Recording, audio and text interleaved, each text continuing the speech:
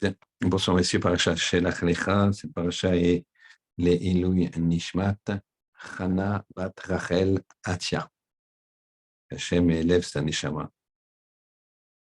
Alors, on va regarder un petit peu dans cette paracha hein,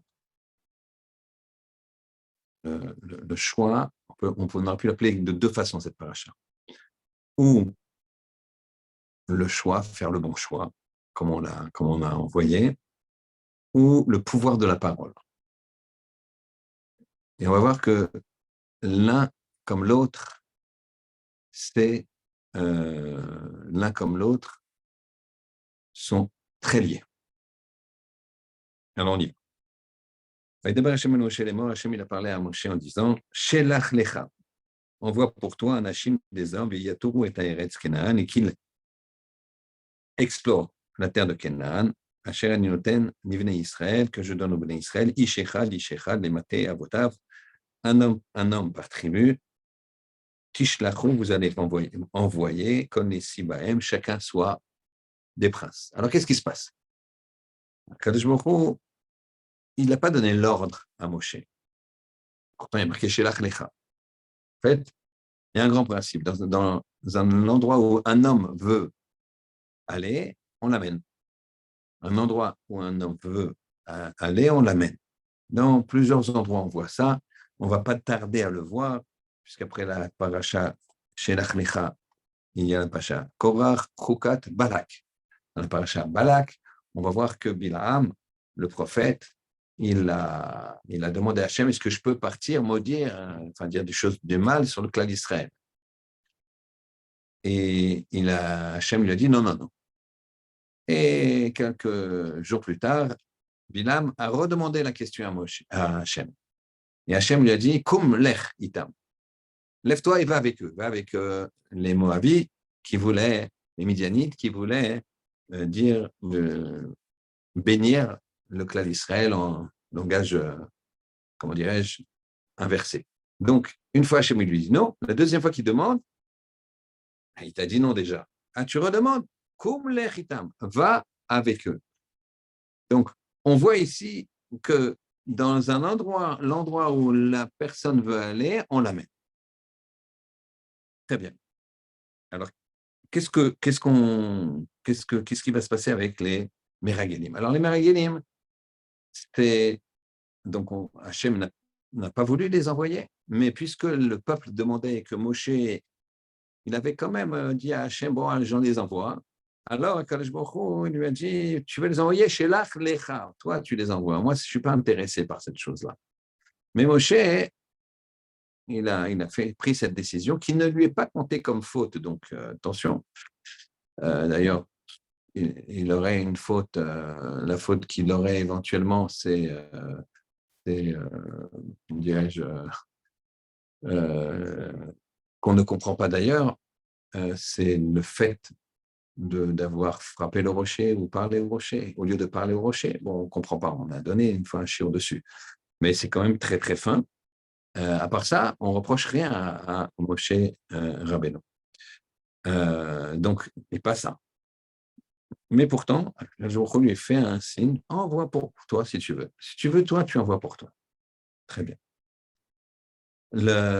Moshe, il est quand même, il veut assurer, entre guillemets. Et qu'est-ce qu'il fait? D'abord, il juge lui-même. Il va choisir chacun des nassis, chacun des représentants de la tribu. Il va les choisir. Non seulement il va les choisir, et donc il va les sentir. Moshe Rabbeinu, il sent les choses, comment ça fonctionne. Mais non seulement il va les choisir, mais il va également les présenter à Kadosh Baruch Hu. Il les présente à Hachem, un par un. Et il pose la question au Ribono Shel Olam. Celui-là, il est tzaddik ou rachar? Hachem, il dit, il est tzaddik. Et celui-là, il est tzaddik ou rachar? Hachem, il dit tzaddik, tzaddik, tzaddik, tzaddik. D'ailleurs, le texte dit anashim, d'accord? Plus loin, il y a marqué que c'était des anashim. Et donc, c'est anashim, quand on emploie le mot ish anashim dans le chumash, c'est que c'est des hommes comme un homme, un mensch, des gens, des personnes bien, très bien. Alors, première question, et on attaque la question. Ces gens, ils étaient donc tzadikim. Hachem leur dit, elle dit à Moshe, ils sont tzadikim. Moshe dit, bah, parfait, je peux y aller. Comment ils ont tourné en 40 jours? 40 jours, ils sont devenus Rechaim. Ils vont avoir une mort terrible. Donc, première question. Deuxième question, on a un pasouk. Alors, pour ceux qui ont, c'est Yud Gimel, chapitre 13, pasouk 33. Le pasouk était comme ça. Les Sham Raino Nephilim. Donc, quand ils vont raconter, ils vont revenir et les Meragilim, ils vont raconter des choses, on va voir tout de suite des choses négatives, et notamment, ils vont raconter Beshem Raino est un Néphilim. Nous avons vu les Néphilim, ceux qui sont tombés. Bnei Anak, les fils des géants. Min Néphilim, parmi les Néphilim. Alors ici, c'est Néphilim, c'est quoi Néphilim? Alors, c'est un épisode qui s'est passé au début de la création, enfin, dans les premiers millénaires, où quand pas les Bnei Israël, l'humanité a fauté et s'est pervertie, notamment avec des mauvaises mœurs vis-à-vis des femmes. Et donc, les anges, là-haut, certains anges se sont moqués. Ils ont dit, Akadosh Baruch Hu, regarde quand ils sont vraiment faibles, ces hommes-là. Et dès qu'ils voient une femme comme ça, pour une femme, ils sont en train de courir et de faire n'importe quoi. Hachem m'a dit, mais vous n'avez pas leur Yetzirara, puisque vous les dénigrez. Et Hachem, il a pris ces gens-là, il les a jetés par terre, il les a jetés dans le sol, il les a fait tomber, Néphilim. C'est pour ça qu'il les a fait tomber à terre, sur la terre. Et là, à peine ils sont tombés, et donc avec le Yetzirara de ce qui se passe sur la terre, ils ont tout de suite été avec des femmes. D'accord? Et puisque c'était des hommes en forme d'ange, certes, mais donc c'était des anges en forme d'homme plutôt, donc style humain, mais comme c'est quand même des anges, ils ont une puissance incroyable, et donc ça a donné comme enfant des géants et des géantes. Et donc c'était ici leurs descendants. Ils avaient encore des descendants de géants. Il y avait 3 géants qui avaient également des géants du temps de David Améler, Goliath, etc.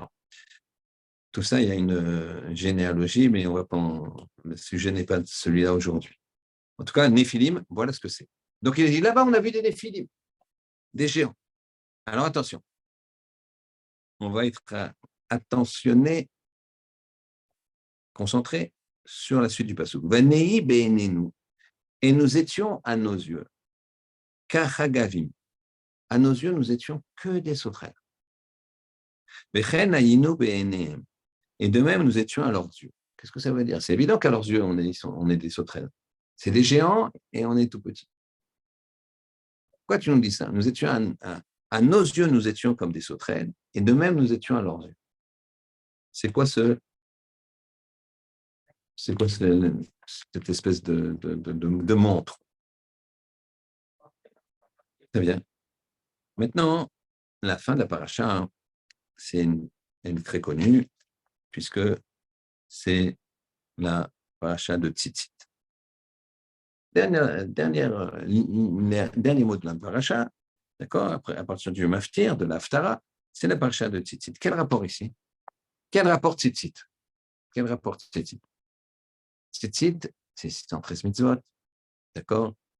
C'est le Techelet, le bleu, mais quel rapport avec la paracha? Ensuite, on va essayer de regarder puisqu'on a dit le pouvoir de la parole, puisqu'ils ont parlé. Kalev, il a retourné le peuple, mais après, le peuple s'est encore retourné. On va raconter tout ça. En quoi c'est si grave le Lashon Hara? Le Lashon Hara, c'est quoi? Le Lashon Hara, c'est une vérité négative sur une personne. C'est ça le Lashon Hara. Ce n'est pas autre chose. Une vérité négative sur une personne. Donc, en quoi c'est une vérité négative, mais qu'il n'y a pas de but à le dire. Mais c'est comme une vérité, c'est comme négative, quoi. Bon, tu sauras qu'un jour que Shimon, il est colérique. Sache-le. Il n'y a pas d'intérêt, mais il n'y a pas d'intérêt, mais pourtant, moi je trouve que c'est intéressant que tu le saches. Catastrophe. Catastrophe. Catastrophe. Moi, c'est une catastrophe à ce point-là. Celui qui fait la Shonara, c'est comme s'il faisait Guinouille Arayot, comme s'il avait des mauvaises mœurs, comme s'il avait qu'une femme mariée. C'est comme s'il tuait quelqu'un. Et c'est comme s'il faisait de l'idolâtrie. Les trois péchés pour lesquels on se fait tuer, quoi qu'il arrive. Quoi qu'il arrive. Je fais une petite parenthèse. On fera un jour un shiur sur c'est quoi le Kiddush Hashem, c'est quoi se laisser tuer et pourquoi on se laisserait tuer.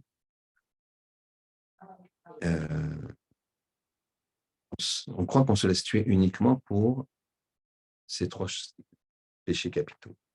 Ça, c'est trois péchés capitaux trois péchés capitaux pour lesquels on se laisse effectivement tuer dans tous les cas. Mais par contre, s'il y a un cas de shmad, c'est-à-dire un cas, une période où on est poursuivi en tant que juif, la période de l'Inquisition, de la Shoah, des Cosaques, tout ça, des problèmes en Russie, l'Allemagne nazie, Marchemam, etc., alors on se fait tuer même si on te demande d'enlever ta kippa. Pourquoi? Parce que eux, leur but, c'est de déraciner le clavisme.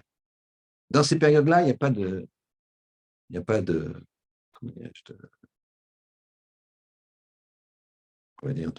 restriction. C'est pas seulement là où il n'y a pas de restriction, il y a une autre circonstance. Là, allez-nous, en France, ici, où celui qui dit c'est juif, c'est du pénal, il peut pas aller en prison, en tout cas, il est protégé. Si quelqu'un se trouve devant 10 juifs et qu'un goy il lui dit enlève ta kippa, donc il y a une notion de chilul Hashem.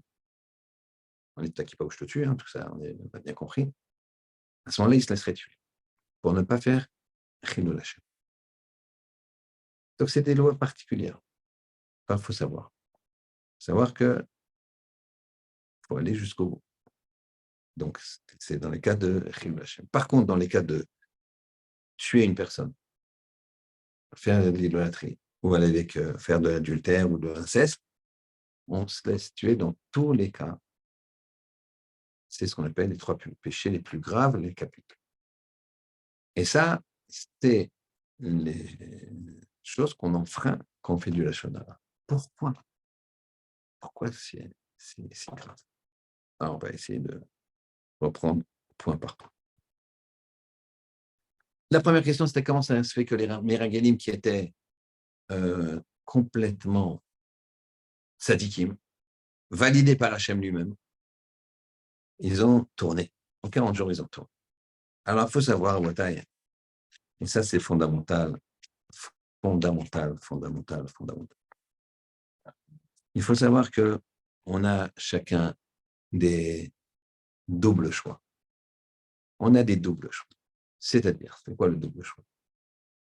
On a des capacités et des tendances qui sont différentes,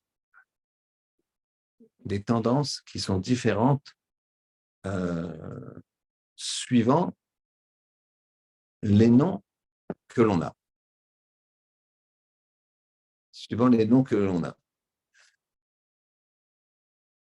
Exemple. Dans les Meraglim, il y avait dans la tribu de Réhouven, celui de la tribu de Réhouven, qui représentait la tribu de Réhouven, il s'appelait Shamoua ben Zakour. Shamoua ben Zakour. C'est quoi Shamoua ben Zakour? Eh bien, il y a deux tendances. Shamoua, ça veut dire Shoméa. Shoméa, ça veut dire Shema Israël. Ça veut dire comprendre, analyser. Tu as deux possibilités. Ou tu analyses dans un sens positif ou tu analyses dans un sens négatif. Et Ben Zachour, Ben c'est Ben le fils, Zachour, c'est Zachar. L'homme, il construit. L'homme, il construit.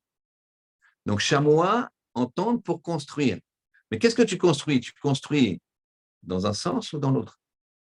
Tu construis quelque chose qui va aller à une destruction ou tu construis quelque chose qui va aller dans une construction. Donc, il y a les deux sens. Ici, au départ,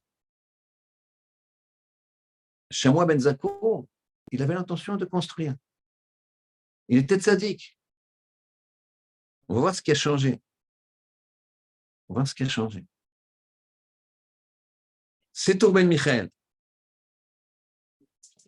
C'est Tour Ben Michael. C'est quoi? C'est tour, c'est explorer ta tour. Donc, il explore. Ben. Michael, c'est pour faire quoi? Michael. Il y a deux capacités dans Michael. Il y a ou proclamer que Mi Kemokel, qui est comme Hachem, et donc ça c'est positif, bien sûr. Ou bien il y a Markel. Mar, Mich, Kel. Affaiblir Hachem. Affaiblir Hachem.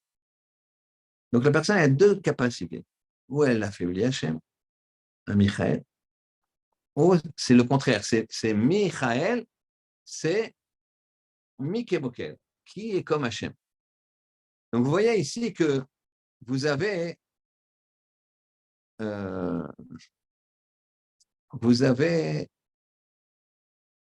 deux tendances. Donc, eux, au départ, ils avaient une tendance positive, ils voulaient conquérir le pays, enfin, visiter le pays. Et puis, finalement, ils ont tourné. Comment ils ont tourné? Eh bien, au départ, c'est simple. Il y a une façon de voir les choses. Quand on voit les choses, on les interprète. Quand on les interprète, elles ont une force. Interpréter une chose et dire qu'est-ce que c'est, sortir par sa bouche l'analyse d'une situation, ça donne l'impact sur cette situation. Je m'explique. Ce qu'on appelle la parole est créatrice, mais on va essayer d'expliquer pourquoi. Quand vous avez un éducateur, père ou mère, un enseignant, de la façon dont il va qualifier son élève, il va l'étouffer ou le développer. Il va l'étouffer ou le développer. Il faut savoir dire avec les mots, tu peux y arriver, tu vas y arriver.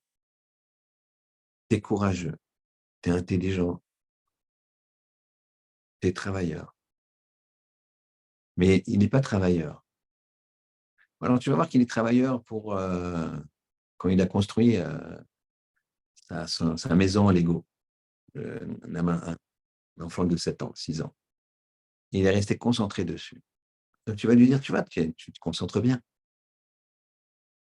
Tu ne vas pas lui dire, tu ne sais pas te concentrer parce que, effectivement, comme les maths, ça n'intéresse pas, alors il ne se concentre pas.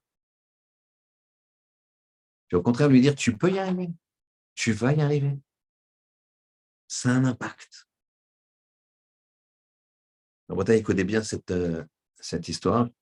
Ceux qui sont intéressés, je peux vous envoyer la photo prouvant ce que je dis. La force de la parole. D'accord? La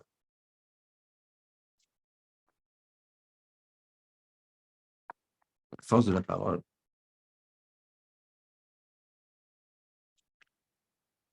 c'est qu'une personne qui habitait Minsk a fait son alia, entre guillemets, dans les années 1900, quelque chose comme ça.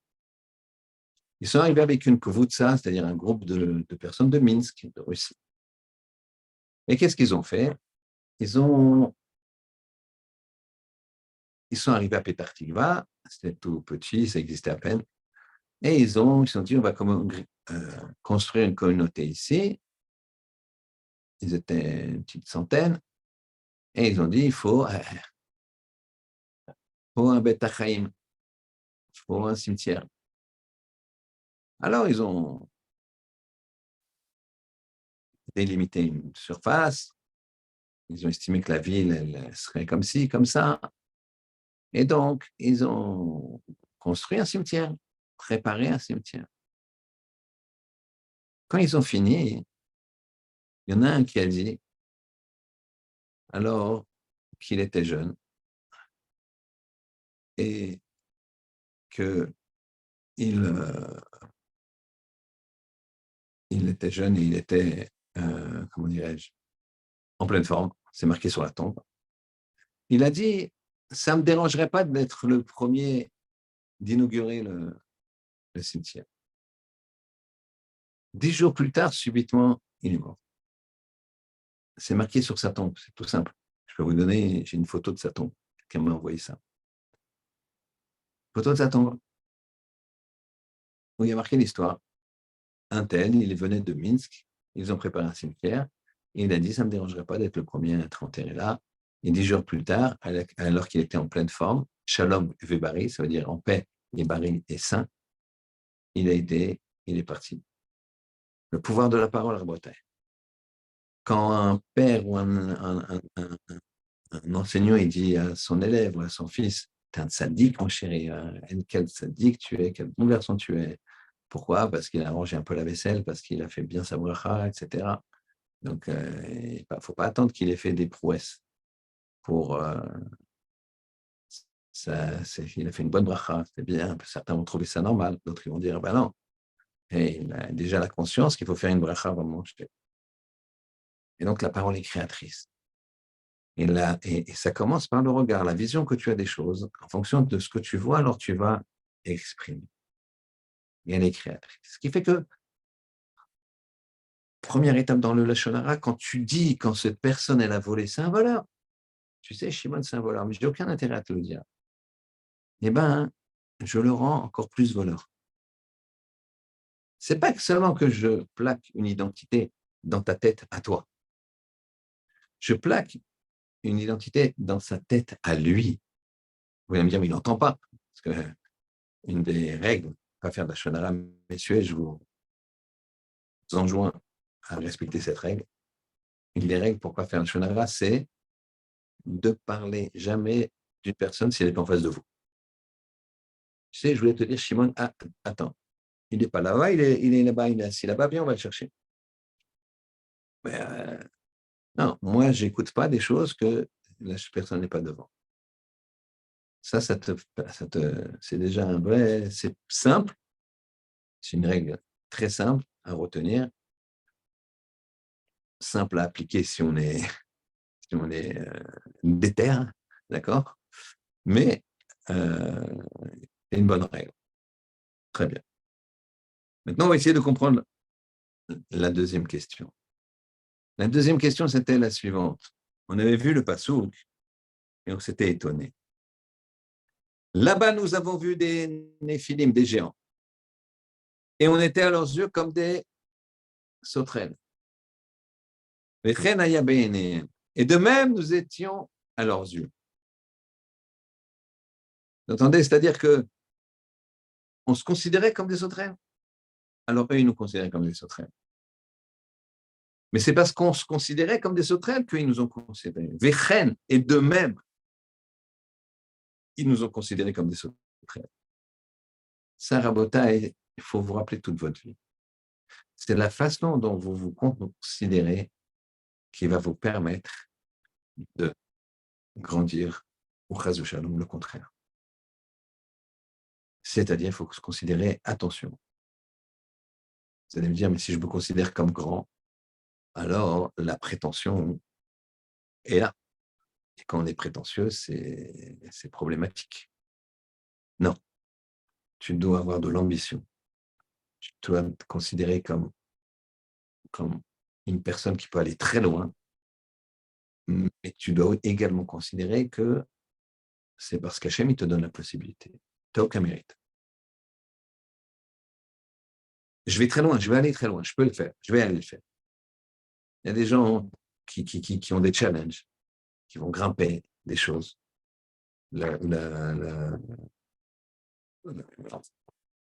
J'ai vu que l'Everest, le toit du monde, 8800 mètres, quelqu'un qui a été amputé de 2 jambes, il a monté l'Everest. Et c'est quand même... il a dit, je vais le faire. Il s'est préparé, il a dit, je vais le faire, j'y arriverai. Alors, la seule chose, c'est que quand on arrive à faire des choses, là, c'est physique. Je connais une personne, ils disaient, mais avant, une personne que je connais. Donc, il veut rester anonyme, mais je le connais, que j'aime bien. Il m'a dit,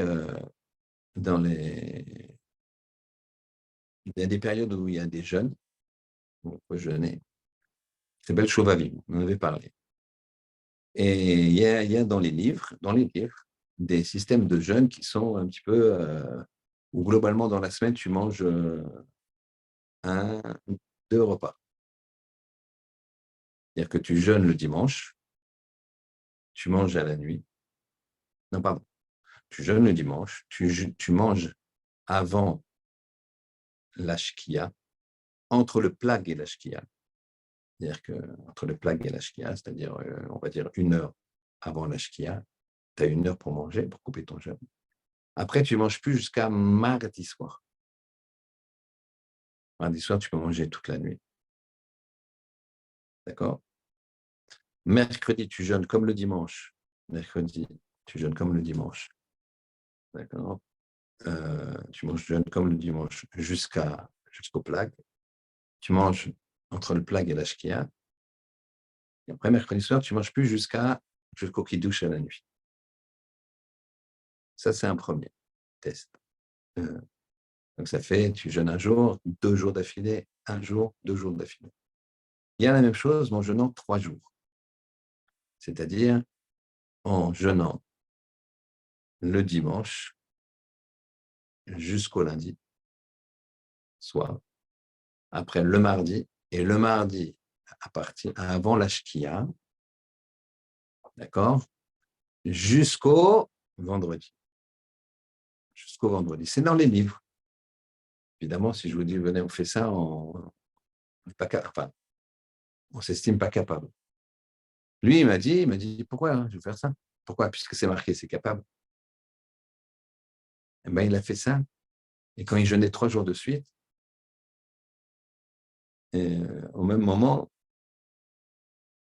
on parlait de ça, parce que tellement on est jeune, quelqu'un, il a dit, mais celui qui jeûne 3 jours de suite, il s'est caché de ça, mais c'est venu dans le sujet comme ça, au collège. Il dit, celui qui jeûne 3 jours de suite, il meurt. C'est-à-dire que les gens, dans la tête de quelqu'un, alors, un adulte, quoi. Il dit, non, mais 3 jours de suite, il meurt. Pourquoi? Parce que dans sa tête, il ne peut pas le faire. Et l'autre, il l'a fait. Il l'a fait sans problème. Pourquoi? Parce qu'il dit, je peux le faire. Il y a des réserves, il y a des machins, il y a des trucs. 3 jours d'affilée, tu manges le mardi 16h, c'est en hiver. Tu remangeras le vendredi 19h, à la nuit, 16h. Bon. Parce que dans ta tête, il a dit, ce temps-là, je vais y arriver. Je vais y arriver, il n'y a pas de raison. Je vais y arriver, je peux le faire.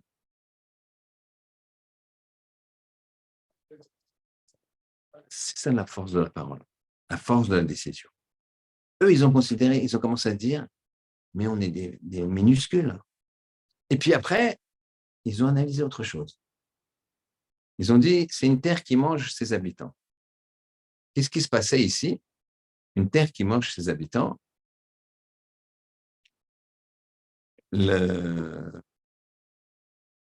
Hachem a créé une épidémie. Hachem a lancé une épidémie du style Corona, en beaucoup plus dure, mortelle et, et contaminante. Eux, ils ont senti qu'ils étaient pourtant dans cette ville, dans ces villages, dans ces traversées, discrètement, bien sûr, mais ils ont bien vu qu'ils ne se sont pas fait contaminer. Ils sont restés quand même 40 jours. Ça va très, très vite, une contamination. Très, très vite, quand le Ribono Shel Olam, il a volé. En 1350, je crois qu'exactement 1347, jusqu'à 1352, il y a eu ce qu'on appelle la peste noire. Elle est revenue en 1600, elle restait comme ça, et elle est revenue fort en 1650, mais essentiellement à Londres, en Angleterre. Mais en 1300, alors, ils ont vu la main de Dieu. Les gens, ils ont vu la main de Dieu comme maintenant, comme pendant le Corona, les gens, ils voyaient la main de Dieu. Les gens, ils se posaient des questions. Les gens, je ne sais pas encore comment, les gens, ils peuvent se permettre de parler dans les schools. Je vois dans des schools, les gens, ils parlent. Mais qu'est-ce qu'ils ont dit, les gens, pendant le Corona? Hachem, il ne nous permet pas de se réunir dans les schools. Parce que ça ne nous plaît pas ce qu'on fait dans les schools. Ah, il ne faut pas parler. Les gens, ils parlent à la choule. Et de quoi ils parlent? C'est incroyable. Alors, qu'est-ce qu'il faut? Qu'est-ce qu'il faut? Et c'est Kodesh Kodashim, tu ne parlerais pas à la seule pléiade. La pléiade, tu fais tu regardes comme ça. La choule, tu peux faire au moins. Personne ne va t'embêter. C'est la pléiade, tu ne fais pas ça. Tu fais 2 fois ça, monsieur, excusez-moi, monsieur, sortez. Vous êtes enrhumé, sortez, mais je fais pas. Dans une bibliothèque, tu fais la même chose. Il n'y a pas de ça. Tu respectes, les gens ils se concentrent. Et tu es là devant le Ribono Shel Olam, tu parles. Qu'est-ce qui se passe ici? Quand il y a eu cette épidémie-là, l'épidémie s'est propagée tellement vite,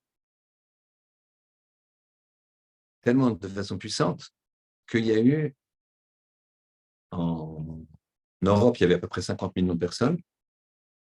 Après cette épidémie, il restait 25 millions de personnes. Une personne sur deux est morte. L'épidémie se propageait à cause des puces qui étaient sur les rats. Comme les Juifs, ils étaient propres, ils enterraient leurs excréments, ils enterraient leurs poubelles, ils mettaient les poubelles dans un endroit, c'est une règle, c'est une halakha, et après tu brûles dans un, comment dire, terrain vague, quoi. Une décharge. On est obligé d'être propre, tu ne peux pas prier si tu ne sens pas bon, tu ne peux pas prier si tu es sale. Une femme, elle ne peut pas l'omigrer si elle a un petit peu de noir sur les ongles, si elle a un petit peu de... Donc, on était extrêmement propre, toujours, c'est une halakha, tu n'as pas le droit d'être sale. Et donc, n'étant pas sale, les rats n'étaient pas là. Étant dans des ghettos, on était réservés. Donc, les Juifs, ils n'ont pas été atteints par la peste. Malheureusement, les gens, ils l'ont vu. Et par contre, ils ont été atteints par des pogroms et des exterminations phénoménales que l'histoire n'a même pas retenu. Mais on n'a pas besoin de ça. Il y a malheureusement une liste suffisamment grande. Je ferme cette parenthèse. Eux, ils arrivent, ils voient que dans ce pays, il y a une maladie, une épidémie. Ils voient qu'ils ne sont pas touchés. Ils disent merci Hachem, ça veut dire que tu dois nous faire réussir, que même dans le danger de ce pays, on est arrivé à faire notre mission. Ils n'ont pas dit ça, eux. Ils ont dit c'est une terre qui mange ses habitants. Ah, il y a des malades partout, il y a des trucs partout. Et Hachem, pourquoi il a fait cette épidémie? Pour qu'il passe discrètement. Pour qu'il puisse passer discrètement. Et contrairement à ce qu'ils auraient dû faire, eux, ils l'interprètent du mauvais côté. Pouvoir de la langue, pouvoir de la vision. Les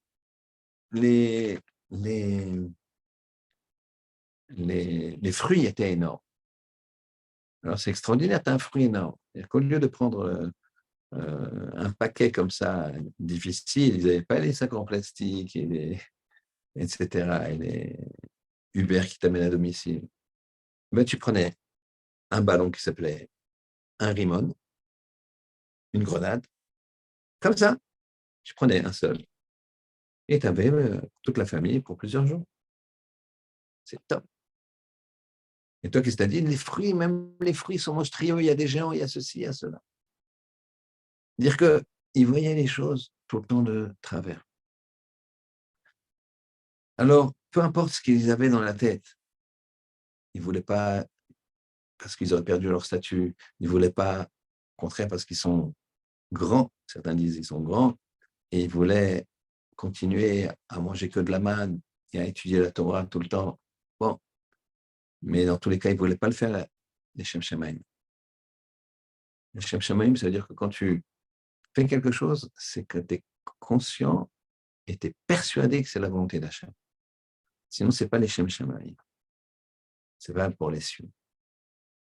Donc, peu importe qu'est-ce qu'ils avaient dans la tête, nous, ce qui nous intéresse aujourd'hui, c'est comment c'est arrivé là, comment le mécanisme est arrivé là, comment le fait d'avoir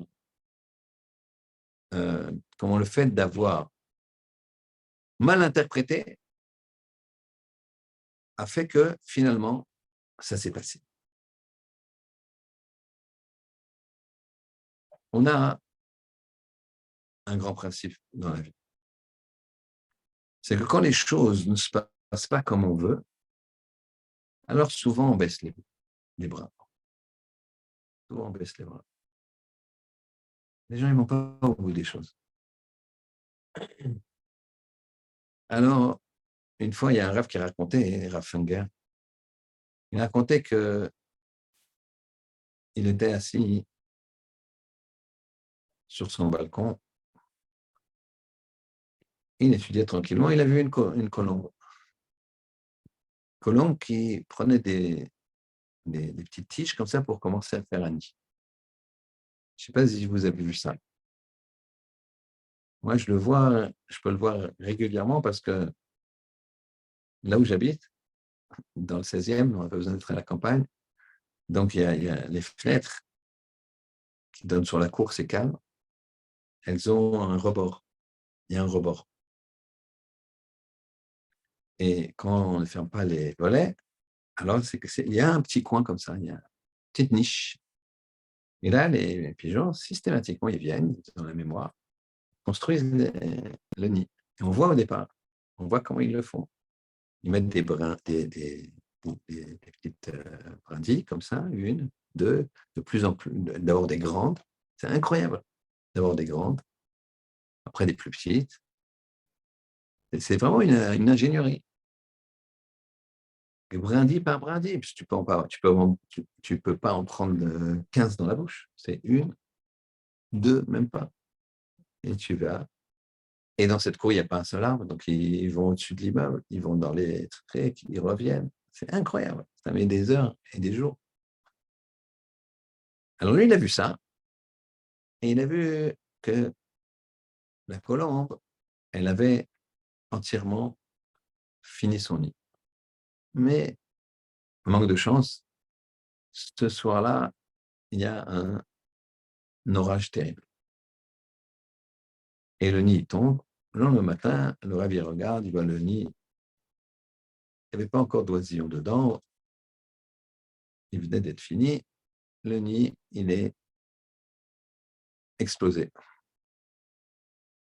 Ah, il s'est dit, la colombe, elle va changer d'endroit, elle ne va pas vouloir. Et il a vu, elle est revenue. Et elle a recommencé. Hop, tu recommences. Et tu refais. Ça a une petite histoire comme ça. Mais dans notre société, et plus les gens sont jeunes, je parle en âge, on peut être jeune à 80 ans et vieux à 20 ans, mais là je parle en âge, ils ont trop l'habitude que c'est facile. Facile. Et si j'y arrive pas, j'arrête. Il n'y a pas de combat. Pas de combat, j'arrête. J'arrête. C'est pour ça qu'à la limite, quand les gens ils font du sport un petit peu à fond, c'est un moindre mal. Parce que moi, ils dépassent un peu leurs limites. Ils dépassent leurs limites, en moi. C'est pas noble. C'est pas comme ça qu'on dépasse les limites. On dépasse les limites dans les midotes, dans les façons de faire, dans les générosités, dans le rapport à l'autre, dans le rapport à Hachem, dans le limud Torah, dans la concentration. Voilà. Mais tout est trop facile. Tout est trop facile. Quand tout est trop facile, alors tu n'as plus le goût à l'effort, tu n'as plus le goût au combat. Et ça, c'était leur problème. Tout était facile dans le désert. Tu as la manne. Nous, on a vu une partie du clan d'Israël qui quoi? Qui râlait. Qui râlait. Mais ce n'est pas tout le clan d'Israël. Vous imaginez? Les vêtements, ils ne s'usaient pas. C'est-à-dire que non seulement ils ne s'usaient pas, mais ils ne, comment dirais-je, ils ne se salissaient pas. On n'a pas vu dans le désert où ils avaient besoin de faire Mechonak Kvissa, comme on dit. Ils n'avaient pas de Mechonak Kvissa, on dirait l'israélien. Ils n'avaient pas de machine à laver. On dit quoi? Faut de l'eau à l'époque. À l'époque, c'était des endroits où on lavait. Il n'y a pas ça dans le désert. Tout est facile. Le puits de Myriam, il est là, le puits. Tu pas? Tu vas, hop, hop, hop. Après, en Terre Sainte, il y a de l'eau, il faut aller la chercher. Le puits, il faut le creuser. Et après, il faut amener l'eau. Le puits, il est dans un endroit où tu ne peux pas installer des maisons. Par exemple, il est en pente, je ne sais pas. Alors, il faut aller jusqu'au puits, remonter, et hop. Donc, tout est plus difficile. Tout est plus difficile. Ça, c'est le problème. Ça, c'était le problème des explorateurs. Ils ont voulu tout facile. Maintenant, dans notre génération, il y a des divorces comme ça. Les gens divorcent comme ça. Moi, je me rappelle,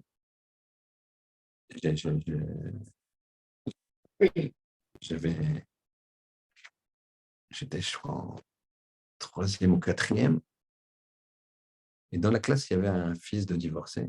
C'était la première fois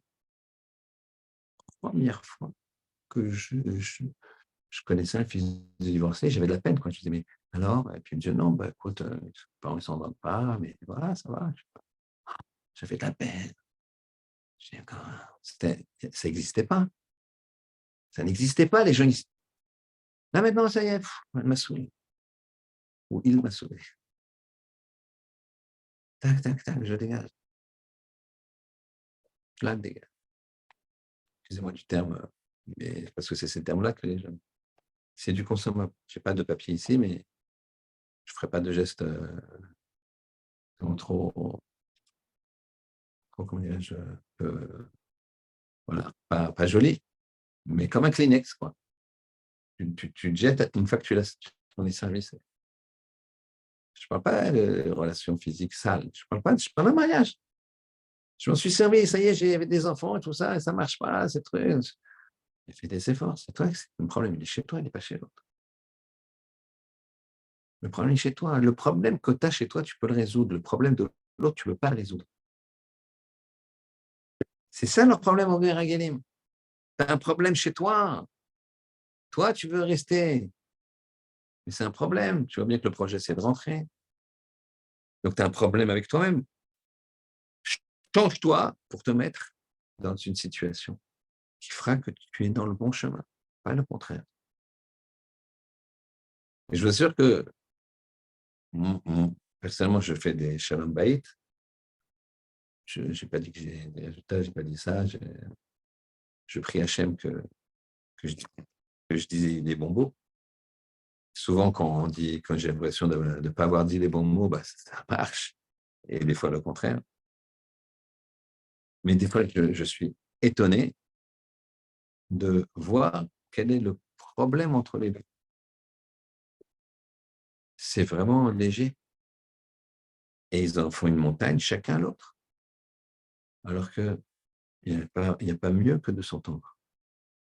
Si tu es passé sous la roupe avec elle, c'est que tu es passé sous la roupe avec elle.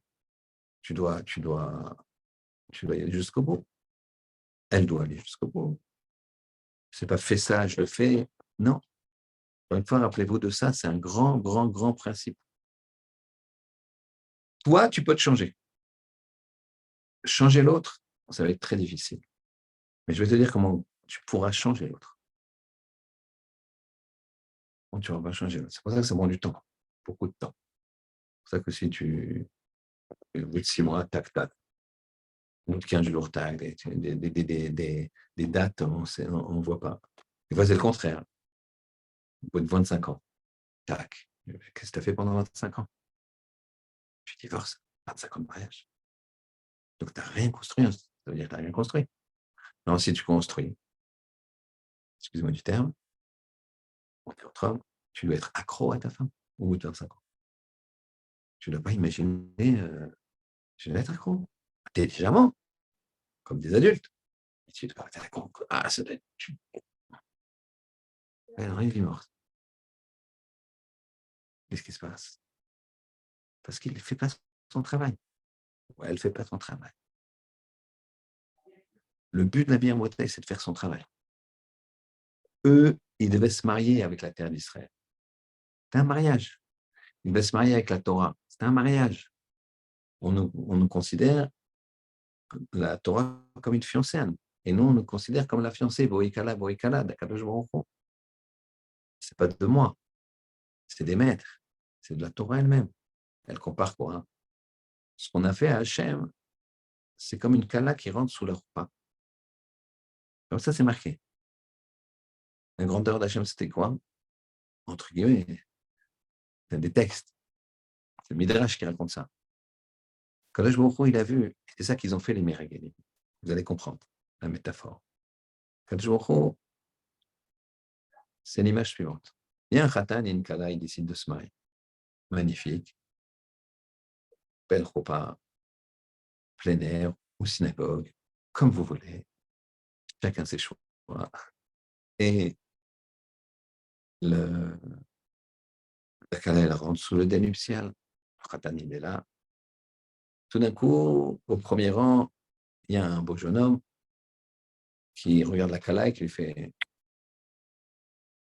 La kala, elle regarde et elle dit excusez-moi, 2 minutes. Et elle s'isole avec ce monsieur. Khatan, il est sur la choupa. C'est une métaphore de l'agma, du Midrash. Et elle revient, quelques temps plus tard, sous la choupa. Et le khatan, il dit rien. Le Midrash, il raconte que c'est ça qui s'est passé au Vaudor. C'est ça qui s'est passé au Vaudor. Hachem, il vient pour se marier avec nous, entre guillemets, avec la Torah. Et nous, on fait Avodazara. Nous, on fait Avodazara, on est de l'autre côté. Et qu'est-ce qu'il fait finalement? Quelques mois plus tard, il revient. Il est resté. Donc vous imaginez quelle image on a. Quelle image on a de jusqu'où on doit aller. Alors évidemment, on ne parle pas d'une femme qui trompe son mari comme ça c'est ce qu'on a fait nous avec Akadosh Baruch Hu. Parce que là, il y a des points de non-retour. Mais on parle ici des midot. Les Meragilim, il fallait qu'ils travaillent sur leur midot, leur façon de voir. C'est erroné les façons qu'on a de voir. Qu'est-ce qu'on fait? On met son bonheur qui dépend de l'autre. À cause de toi, je ne suis pas heureux. À cause du business qui ne marche pas, je ne suis pas heureux. À cause de ce projet qui n'avance pas, je ne suis pas heureux. À cause de je ne sais pas quoi. Je ne trouve pas de femme, mais c'est à cause du monde. À cause des gens, ils ne me présentent personne. C'est pas vrai. Tu ne veux pas. Parce que tu n'as pas engagé. Les Meragalim, ils étaient dans une épreuve. Qu'est-ce qu'ils ont dit? C'est la faute de l'autre. C'est la faute de la terre, elle est dangereuse. Les fruits sont énormes. Il y a des géants. On est tout petit. L'autre, il est trop plus fort. Il est plus fort. Tout va mal. Façon de voir. La façon dont ils ont vu les choses, c'est un tout pourri. Et comment ils l'ont traduit? Par la parole. Et comme on a vu au début du shiur, la parole elle est créatrice. Al tiftar fe la Satan, c'est marqué. N'ouvre pas la bouche au Satan, à l'accusateur. Quand tu ouvres la bouche à l'accusateur, Satan, c'est quelqu'un qui accuse. Tu dis, oui, ça ne me dérange pas ça. Fais attention, ça va arriver. Le Beth Alevi, dans son Mahamar et Bitachon, Beth Alevi, c'est un grand maître, Mahamar et Bitachon, c'est des expressions des principes de, de foi, de mise en place de la foi, de confiance en Hachem. Alors, il explique la chose suivante. Il explique que tu dois toujours savoir tout ce qui arrive, Kadosh Baruch Hu l'a envoyé. Et la première chose que tu dois savoir, c'est pour ça que c'est interdit d'être déprimé, sourd, interdit d'être vieux, de ne pas avoir de projet, interdit. Vous comprenez que vieux, je ne parle pas d'une barbe blanche. Interdit de ne plus avoir de projet. Il y a des ravanim, ils ont 80, 100 ans. 100 ans. Ils ont 100 ans, et qu'est-ce qu'ils ont fait? Toute leur vie, ils avancent. Les derniers instants de Rabbi Delstein, qui est une fête la semaine dernière. Je vous l'ai dit la semaine dernière, mais ça vaut le coup pour ceux qui n'étaient pas là de réécouter. Rabbi Delstein, les médecins, ils arrivent, mardi matin. Évidemment, il était entouré de ses petits-enfants. Et il y avait un petit-fils particulier qui était très proche de lui depuis toujours, qui était à côté de lui, qui s'occupait de lui. Et là, il était à côté de lui. Et le médecin, il arrive, il lui dit, bon, il voit le monitoring, il est quasiment plat, quasiment plus de pouls, il n'y a plus... Il dit, là, je vous laisse faire schéma, je me retire. Le médecin, il se retire. Et là, Ravenchen ouvre les yeux. Il ouvre les yeux, il dit à son petit-fils, quelle heure il est? Quelle heure il est?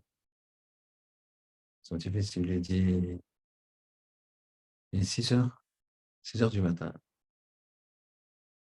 Et il lui dit, marche, qu'est-ce qu'on fait maintenant? Qu'est-ce qu'on fait? Ça va. Et il lui dit, c'est pas l'heure de la tefila, tout doucement, quoi. Il dit, c'est l'autre tefila. Il lui donne un télim. Il commence à lire télim comme ça. Il ferme les yeux, il était. Il somnole un peu, il ouvre les yeux. Il lui dit, Macha, quelle heure il est? Son petit-fils, il lui dit 7 heures. 7 heures, c'est l'heure de la tefila. C'est l'heure où Aponovitch, il prie à 7 heures. Il dit, tefilin. Il lui donne les tefilin. Il lui met les tefilin. Il n'y a plus de toute forme. Il lui met les tefilin. Ouais, je vous allez voir, c'est incroyable, on dirait doucement. Ensuite, il fait la tefila. Il lui enlève les tefilin. Il s'en donne un peu. Il se réveille, il dit Macha. Il lui dit Tesha, 9 heures. Et c'est l'heure du shiur. Il lui demande d'amener un bout de feuille et d'amener un papier, un crayon. Et il va commencer à noter son shiur. Un bout de feuille. Et en notant avec son shiur, il ferme les yeux et là tout s'arrête. C'est-à-dire qu'il a des projets jusqu'à 104 ans ou 107 ans, je ne sais plus. Jusqu'à ce moment-là. Jusqu'à ce moment-là, tu as un shiur. Jusqu'à ce moment-là. Vous savez que là, je reçois, bon, je n'ai pas eu le temps de préparer, je vais regarder, mais je reçois encore des shiurim qu'il a fait la semaine dernière. Je reçois ces shiurim depuis longtemps. Il donne des petits shiurim comme ça, 2 pages, exceptionnellement clairs, exceptionnellement incroyables. Et j'ai quelqu'un, un Ponyovitch, un copain qui m'envoie par Internet. Maintenant, vous voyez, je vois la date, je dis, c'est pas possible, c'était la veille. Il était à moitié incroyable. Ça, il a un projet. Il voit les choses positives. Il ne dit pas c'est de la faute à. Rav Kanena, il a perdu toute sa famille à la Shoah, tout, 10 enfants. Il reste un seul. C'est tout. Une famille, des frères, des sœurs, des grands-pères, tout ce que tu veux, tout ce que tu veux. Il avait une famille de plus de 100 personnes en direct. Il reste un fils. Il dit c'est la faute au bon Dieu. Il vient avec des braques, il crème les braques. Il achète une montagne vide, il en fait des braques. Et là, Minera Guélim, qu'est-ce qu'ils font? Le contraire. On leur montre un pays incroyable. Ouais, ça va peut-être être dur, il y a les néphilim, mais ça va, on combat. T'es grand aussi, s'il perd l'équilibre, il tombe, il ne peut plus se relever. Nous, on est là, on est plus souple, on est machin. Il y a des plus et des moins pour tout. Les fruits, c'est magnifique. Un seul fruit, tu nourris la famille pendant 2 jours. Comment tu vois les choses? Ta vie, c'est pareil. Ta vie, c'est pareil. Dans ta vie, tu dois une chose positive. Tout ce qui arrive, c'est les ribono shelola. Avoir un bitachon en Hachem. Si tu as un bitachon, ça veut dire qu'Hachem, il a envoyé. Ce qu'il a envoyé, c'est ce que tu devais recevoir. Le mamar un bitachon de Betalevi, il dit à un moment, celui qui dit c'est de la faute de cet homme-là, il ne m'aime pas. C'est un antisémite, il ne m'aime pas. Il dit c'est exactement comme celui qui se fait taper par un bâton et qui dit quel méchant bâton. Il n'aime pas le bâton. Il dit, c'est aussi stupide que ça. Voilà ce qu'il dit. Parce que si tu es en face d'un type qui a un bâton, ben, c'est qu'il y a un problème. Regarde ce qui se passe chez toi. Ne dis pas c'est la faute à l'autre. Oui, il n'a pas tapé le monde entier, il t'a tapé toi. Le problème, il n'est pas sur le monde entier, il est sur toi. Donc, quand il t'arrive quelque chose, tu dois réfléchir à ce qui t'arrive et te mettre en question toi. Pas mettre en question l'autre. C'est la faute de l'autre, c'est parce que j'étais comme ça. Ah, si j'étais comme ça. Ah, si j'étais comme ça. Oui, non, mais toi, tu as la chance parce que tu es comme ça. On ne sait pas, non. C'est pour ça que le lachon, il, il, il engage. C'est pour ça que le lachon, il engage. C'est pour ça que les gens, ils crient au combat. Ouais, vas-y. Le lachon, ça engage, ça capte, ça crée. Quelqu'un qui se dit, je vais y arriver, il y arrivera. Et s'il n'y arrive pas, c'est parce qu'à un moment, il dit, bon, j'y arrive plus. Ils essayent, ils arrivent. Ils essayent. Et à un moment, comme le Shalom Bait, patiente. Seulement les serrailles, juste au moment où ça va marcher, tac, il fait une histoire. Mais ça allait marcher. Juste au moment où ça allait marcher, ça va. Une personne, et c'était un peu disputé avec sa femme, qui lui disait, tu fais pas les courses le RF Shabbat, tu t'occupes de rien, tata. Il m'a raconté. Il m'a dit, donc, j'ai décidé de faire les courses de Shabbat ce jour-là. Vendredi, quoi. Et elle était bien froid. Et il lui a acheté un beau bouquet de fleurs. Un beau bouquet de fleurs. Et quand il monte les affaires dans sa maison, il ne prend pas les fleurs avec sous le bras comme ça, parce que les fleurs sous le bras avec ce truc, tu préfères, quand tu veux donner les fleurs, tiens, avec les 2 mains. Mais si tu arrives en même temps avec les courses et les fleurs, ça, c'est pas. Donc, il laisse les fleurs dans la voiture. Il amène les courses de Shabbat. Et, et le pauvre, il va oublier un truc important. Il n'était pas de la levure ou un truc, tu sais, pour la challah ou un truc comme ça. Tu n'as pas oublié la levure. Ah, j'ai oublié. Mais quoi? Mais à l'heure qu'il est maintenant, c'est fermé, mais n'importe quoi, etc. Et tu n'es même pas capable de m'offrir des fleurs. Tu vas, la Macolette, elle est à côté du fleuriste. Tu ne peux pas m'offrir des fleurs, mais tu vois, tu t'es moins que rien. Et elle le descend. Et lui, il lui dit, c'est quoi? Il y a un très beau bouquet de fleurs. Mais là, je vais le laisser, je te l'offrirai demain soir, dans l'état où il sera. Et Sarah, hop. Mais Raganim, c'est pareil. Attends, patiente. Patiente. Le problème de la parole, c'est que ça va vite. Regardez toujours ça. Vous avez une friction avec quelqu'un. Je le vois tous les jours, presque, quand je fais un shalom bayit. Ils sont en train de se parler. Et à un moment, au lieu de se taire, lui dit, c'est pas vrai. Et elle, qu'est-ce qu'elle lui dit? T'es un menteur. Je suis une menteuse. Pourquoi tu dis ça? Elle a levé le. Vous comprenez? Je te dis une chose, tu me dis, non, moi, je ne vois pas les choses comme ça. Ce n'est pas la même chose que de dire, t'es un menteur. Et quand elle dit, je suis une menteuse alors, ça y est, menteur, menteuse, t'as élevé le débat. Enfin, t'as rabaissé le débat à une violence insultante et pas adéquate. Pourquoi? Parole. Tu peux dire, je ne vois pas les choses comme ça. Ça veut dire la même chose. Quand tu dis, alors je suis un menteur.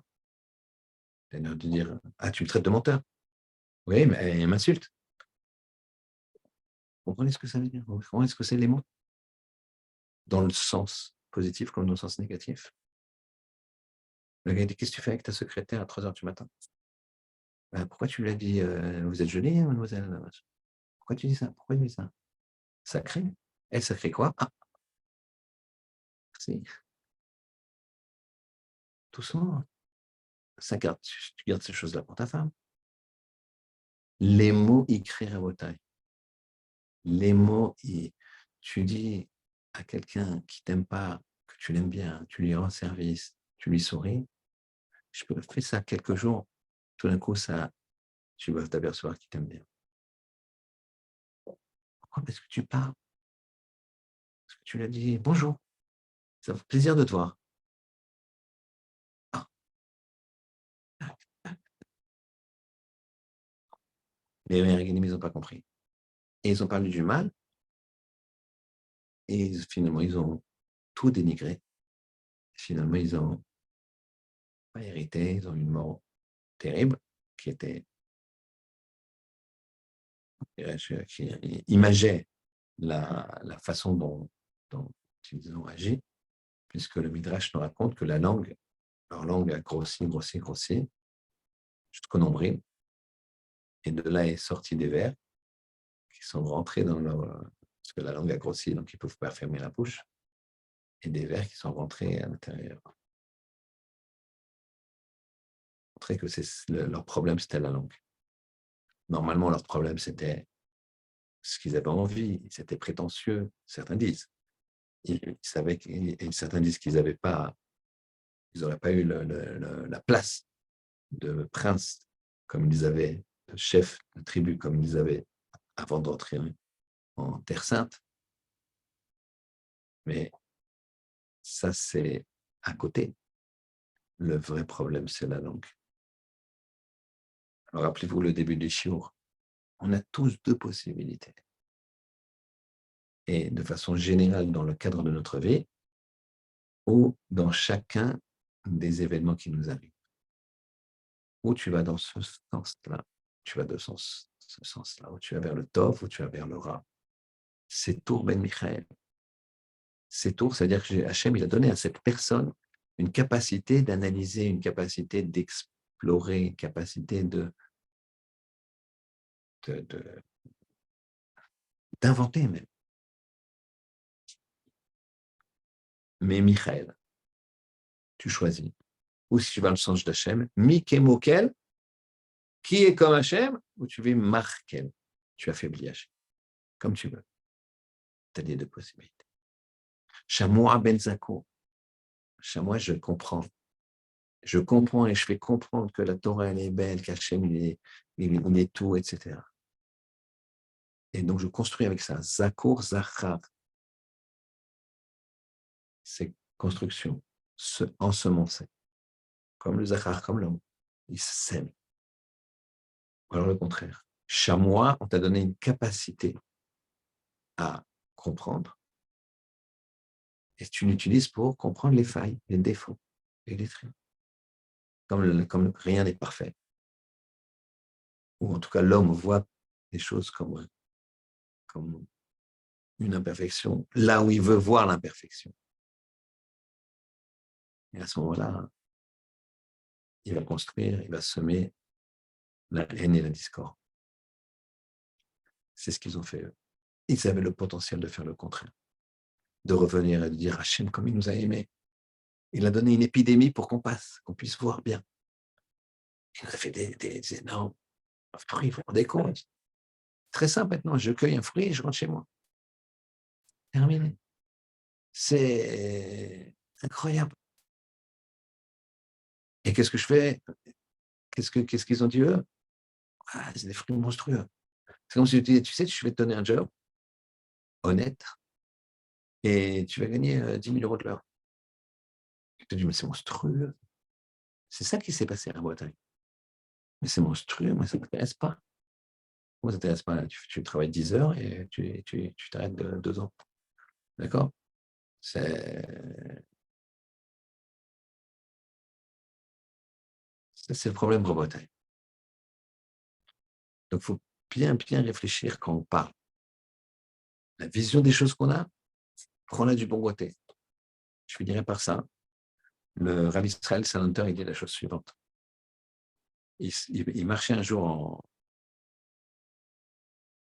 dans la forêt et ils sont passés devant une carcasse de cheval. Et je ne sais pas si vous êtes déjà passé devant l'animal en décomposition. L'odeur est extrêmement et insupportable. Et donc l'élève, il a dit au Rav, regarde, Rav, qu'est-ce qui sent mauvais? C'est une puanteur inimaginable. Le Rav, il lui a dit, non, dis plutôt que regarde comme ses dents sont blanches. Il dit, tu vois, mon élève, tu peux regarder le négatif chez quelqu'un, tu peux regarder le positif. Parler de divorce, pourquoi quand les gens divorcent, ils mettent le doigt sur le défaut de l'autre? Mais tu ne sais pas faire ça. Tu n'as jamais fait ça. Mais tu as vu tout ce qu'il a fait d'autre. Madame, vous avez vu tout ce qu'il fait d'autre. D'accord, ça c'est un problème. Mais on fait la liste, la balance elle est dans ce sens-là. Et il fait ça, ou elle fait ça. OK, mais pourquoi tu te fixes sur ça pour estimer que si tu n'as pas ce point-là, tu n'es pas heureux? Pourquoi tu ne te fixes pas sur les 35 points positifs qu'elle te fait ou qu'il te fait pour te dire, c'est sur ces 35 points que je vais m'appuyer pour dire que c'est celle qui m'a fait. Pourquoi tu ne fais pas ça? Pourquoi? Parce qu'on a le pouvoir. Tu veux dire Mickey Mokel, chanter la gloire d'Hachem ou affaiblir Hachem. Si tu décides de regarder les choses positivement, les choses constructivement, eh bien, n'importe quoi qui t'arrive, ça va te, tu seras heureux. Je connais une personne qui a eu un jour un problème d'argent, subi, une erreur comptable, difficile à vous expliquer comme ça, c'est intéressant, qui a fait que l'administration fiscale lui demandait une somme énorme, qui correspondait, c'est un monsieur relativement riche, je ne sais pas ce que vous appelez riche ou pas. Bref, il a réfléchi qu'il s'en tirait en vendant sa maison, tous les biens qu'il avait, tous les avoirs, il pouvait payer la dette. Après, il lui reste Wallon. Quand il a su ça, il s'est mis à pleurer. Il m'a dit, je me suis mis à pleurer, les larmes aux yeux, Puis après, je me suis dit, mais